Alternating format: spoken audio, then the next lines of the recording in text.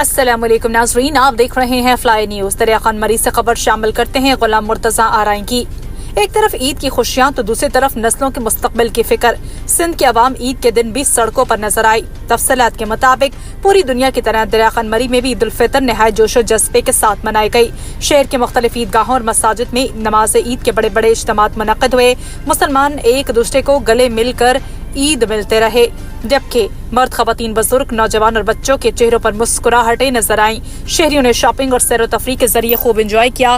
دوسری جانب دریا سندھ پر بنائے جانے والے 6 اضافی کینال اور کارپوریٹ مارمنگ کے نام پر سندھ کی زمین نیلام کرنے کے خلاف جی سندھ، قومی محاذ اور سول سوسائٹی نے پل بس سٹاپ سے احتجاجی ریلی نکالی۔ ریلی شہر کے مختلف راستوں سے ہوتی ہوئی نصرت کینال پل پر پہنچی، جہاں ریلی سے خطاب کرتے ہوئے رہنماؤں نے کہا کہ دریا سندھ پر اضافی کینال بنا کر سندھ کے سرسبز زمین کو بنجر بنانے کی سازش ہے، جو کہ سندھی قوم کو کسی صورت قبول نہیں۔ دوسری جانب کارپوریٹ فارمنگ کے نام پر سندھ کی زمین نیلام کی جا رہی ہے، مگر ہم ایسے ناپاک منصوبوں کو کبھی کامیاب نہیں ہونے دیں گے۔